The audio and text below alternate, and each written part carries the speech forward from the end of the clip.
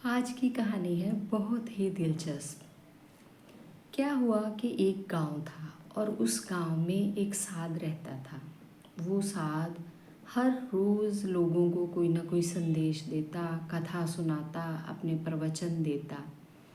जब से वो साध उस गांव में आया था ना, तो गांव में पूरी शांति हो गई थी। लोग आराम से उसकी बातें सुनते, समझते और उनको अपनी ज़िंदगी में उतारने की कोशिश भी करते।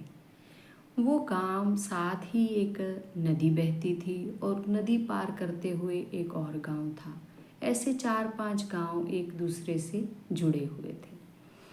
वो नदी एक कश्ती से ही पार होती थी, तो कश्ती वाला एक गांव से दूसरे गांव तक लोगों को लेकर जाता और छोड़ता।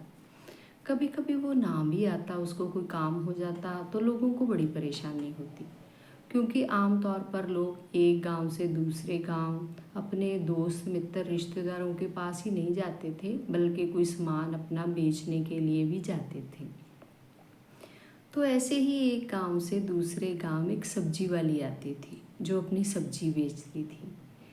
वो अक्सर अपने गांव से उस गांव आती जहां साधु कथा करता था और वहां पर अपनी सब्जी बेचकर चली जाती।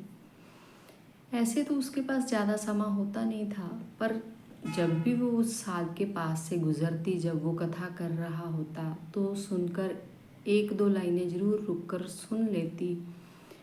तो उसको वो बड़ा अच्छा लगता, मन को सुकून मिलता और उसको वो ज़िंदगी में धारण करने की कोशिश भी करती। तो एक दिन साध बोल रहा था कि अगर हम अपने प्रभु का नाम सिमरन अपने मन से करें, सच्चे मन से, तो हम सागर भी पार कर सकते हैं। तो अब वो सब्जी वाली धीरे धीरे इन बातों को अपने मन में दोहराने लगी थी और प्रभु के नाम से बहुत ज़्यादा जुड़ गई थी।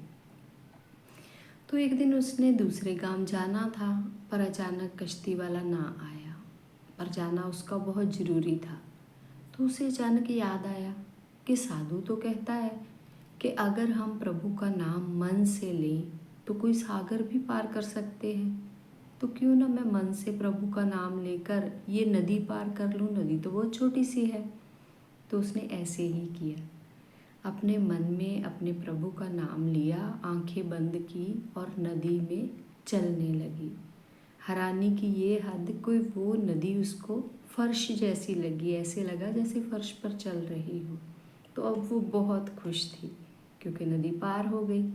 तो अब जब भी वो कश्ती वाला ना आता तो वो ऐसे ही करती, अपने प्रभु का नाम लेते लेते नदी पार कर लेती। एक दिन उसने उस साधु से कहा कि आप मेरे घर चलो, आपने मुझे बहुत कुछ सिखाया है, मैं आपकी सेवा करनी चाहती हूँ। तो साधु ने बोला ठीक है, कल चलते हैं। पर जब कल आया तो कश्ती वाला ना आया। तो अब उस सब्जी वाली ने उस साध से कहा कोई बात नहीं, नहीं आया कश्ती वाला तो हम अपने प्रभु का नाम लेकर नदी पार कर लेंगे। तो वो साधु हैरानी से उस सब्जी वाली को देख रहा था। उसे लगा कि ये पागल है। साधु ने कहा कि प्रभु का नाम सिमरन करना तो अलग बात है, पर नदी कैसे पार होगी।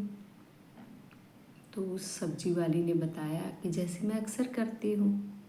तो साधु बोला ठीक है, अब करके बताओ।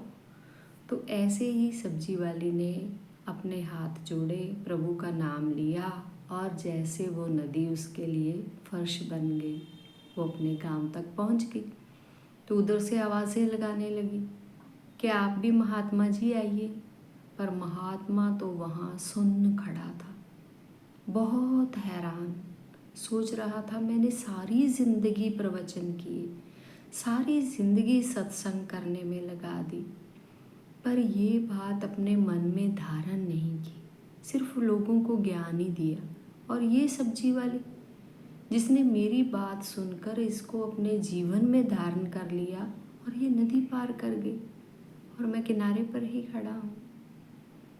ज़्यादा ऐसा ही होता है, बस ज़रूरत सिर्फ इस बात की होती है कि हम उसको अपने मन में कैसे धारण करते हैं।